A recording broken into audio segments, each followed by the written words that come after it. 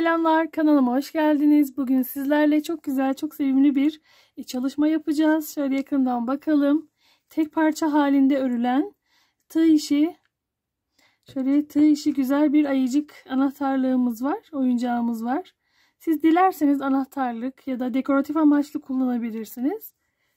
Tek parça olacak, dikiş yok. Yapımı çok kolay. Hemen hazırsak yapım aşamasına geçelim. İyi seyirler. Evet, bu güzel ayıcıklar için Alize'nin Velito adlı kadife ipi var. Onu kullanacağım. 4,5 milimlik bir tığım var. Az miktarda şöyle bir elyaf'a ihtiyacımız olacak. Şimdi öreceğim çalışmada beyaz renk kullanacağım. Hazırsak hemen yapım aşamasına geçelim. Şöyle ayıcıkları kenara alalım. Burada sihirli halka yapmadan çalışacağız. Çünkü çektiğimiz zaman kadife ipler parçalanıyor. Onun yerine daha sağlam bir yöntem. Daha önce yine kadife iple çalışmış olduğum Yunus balıklarımda aynı başlangıcı kullanmıştım. Bir tane sıkılama zinciri çektim. Onu saymayalım. 1, 2. 2 tane zincir çekiyorum. Şöyle geriye dönüyorum. İkinci zincirime 1. Bunu sihirli halka olarak kullanacağım. 2, 3, 4, 5 ve 6. 6 tane sık iğne ördüm. İlmek kaydırma yapıp kapattım. Şimdi ikinci sırada her sık iğneye 2 tane sık iğne öreceğiz. Artırma yapacağız. Yani sayımızı 6'dan 12'ye çıkaralım. 3 ve 4. 5 ve 6. 7 ve 8. 9 ve 10. Son olarak 11 ve 12. Evet, ikinci sıramızı tamamladık. Sayımız 12. Şimdi üçüncü sıra ile devam edeceğiz. Şöyle daha rahat takip edebilmeniz için ilmek belirleyicisini taktım. Tığım ipimi alıyorum. Yan ilmeğe. Aynı ilmek içine 4 kere bubble ilmek yapıyoruz.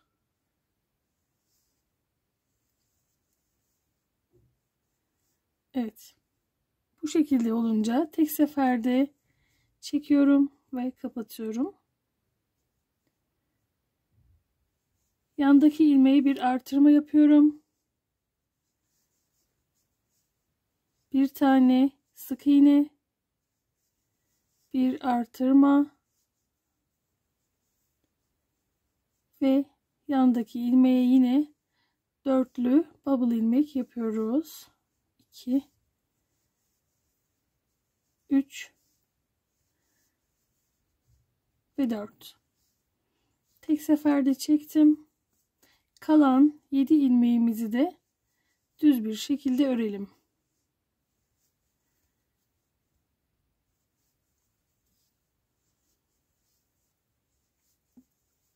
Beş, 6 ve 7.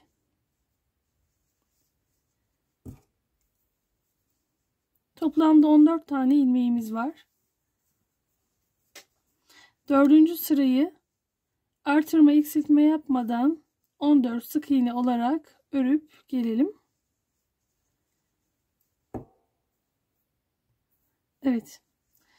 5. sıra ile devam edeceğiz. 5. sırada 4 tane sık iğne örüyorum.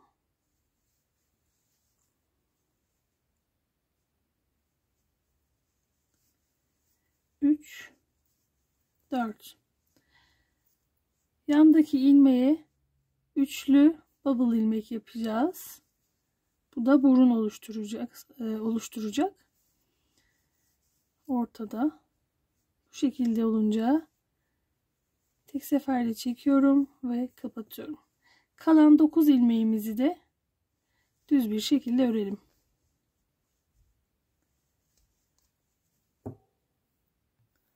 Evet, şimdi bu sıramızda 6. sıraya geçtik. Şu şekilde eksiltmeler yapacağız. 7 tane. 1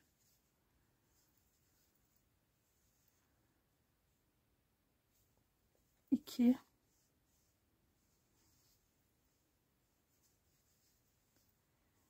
3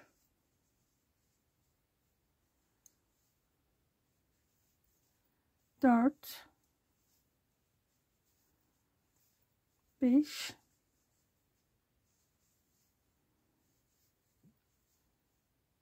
6 ve 7. Sayımız 14'ten 7'ye düştü. Şimdi 7. sırayla devam ediyoruz. 7. sırada ise burada şu ayıcığın kafayla gövdenin birleştiği yeri oluşturmuş olduk. Önce eksiltme yapıyoruz. Daha sonra artırma yapacağız. Şimdi 7. sırada her ilmeğe 2 tane sık iğne örerek sayımızı 14'e tekrar çıkarıyoruz. Çift sık iğne yapıyoruz ilmekleri. Evet, 8. sırayla devam ediyoruz. 8. sırada 1 2 şöyle bakıyorum ve 3 tane sık iğne ördüm. Tığımı ipimi alıyorum. Yine dörtlü bubble ilmek yapacağız. 2 3 ve 4. Tek seferde çektim. 3 tane sık iğne örüyorum. 1 2 3.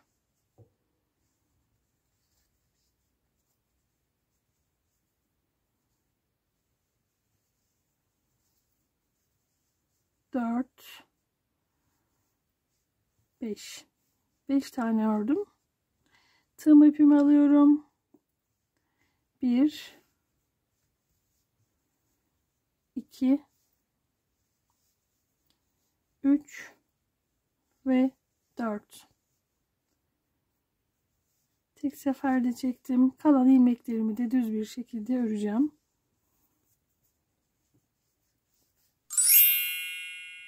1 2 3 4 5 ve 6.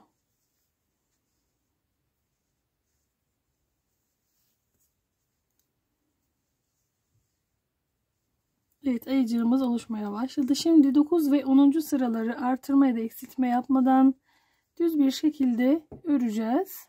2 sıra boyunca. Evet, şimdi 11. sırayla devam edeceğiz.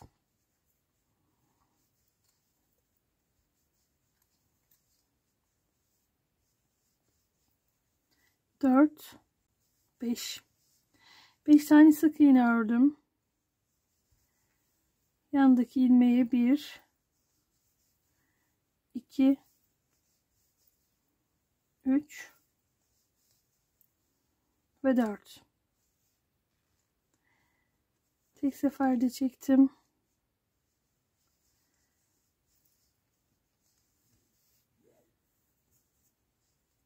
1 2 3 4 5. 5 tane sık iğne ördüm. 1 2 3 ve 4. Kalan ilmekleri düz bir şekilde örüyorum. Farkında olmadan bir artırma yapmışım galiba. Hiçbir problem oluşmadı. Bunu zaten artı 1, eksi 1 çok büyük bir farklılık meydana getirmez. Şöyle bakarak yapabilirsiniz zaten alt alta şöyle gelecek şekilde.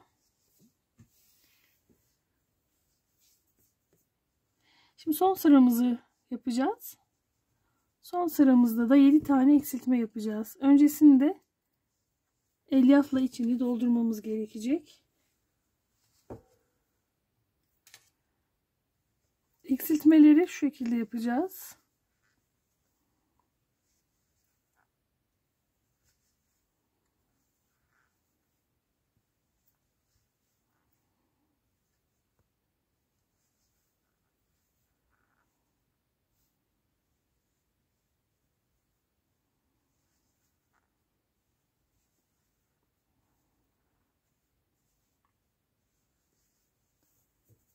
Sıra sonuna kadar bu şekilde eksiltme yapalım.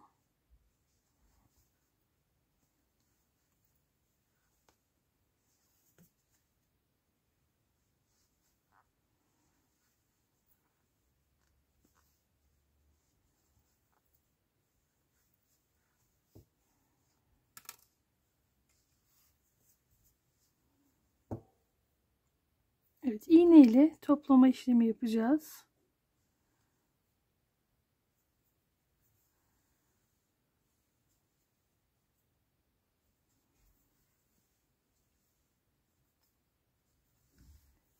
Şu dışta kalan ilmeklerden iğnemi geçiriyorum.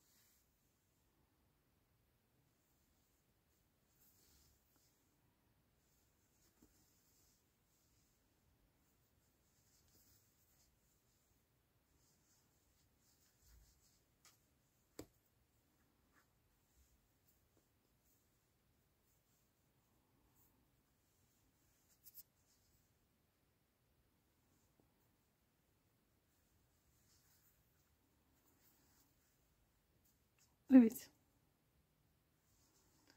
Şöyle herhangi bir yerden çıkacağım. Evet, şimdi kalın siyah ipimizi alıyoruz.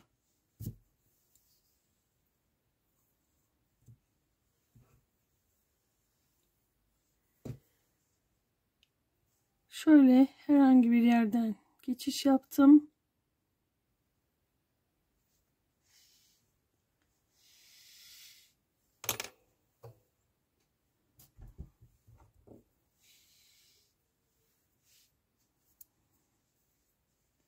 İğneme 2 kere ipi sarıyorum.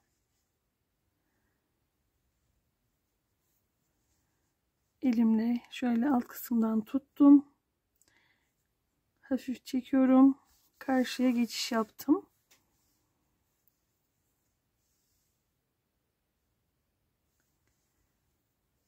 Aynı işlemi burası için de yapacağız. 2 kere ipimi sardım. Şöyle herhangi bir yerden çıkış yapayım.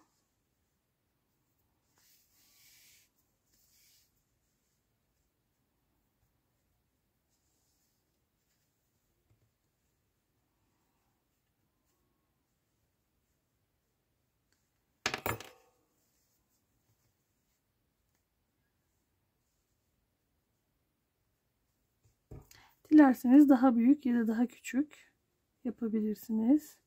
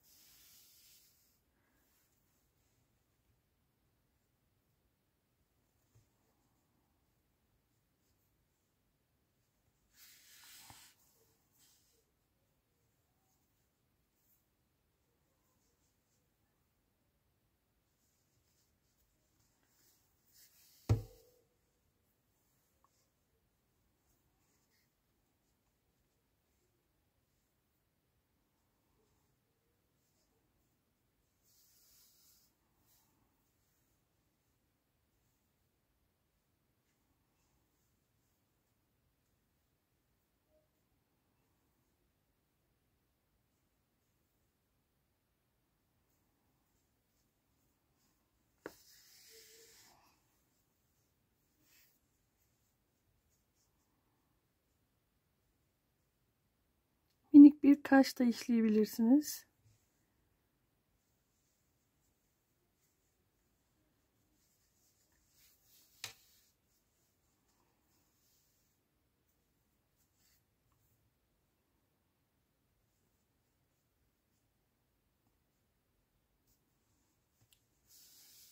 Evet, bu sevimli ayıcığımız hazır oldu. Umarım beğenerek, severek sizler de örersiniz.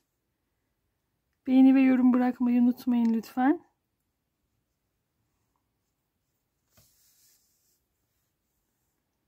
Burun kısmından bir kere daha geçiş yaptım.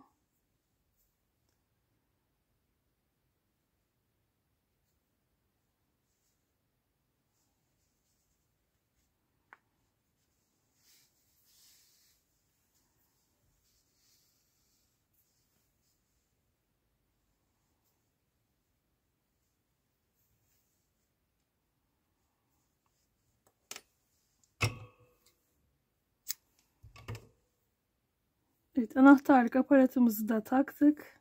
Anahtarlık olarak kullanacaksak bu şekilde hazırlayabilirsiniz. Bir sonraki güzel paylaşımda görüşmek üzere. Şimdilik hoşça kalın.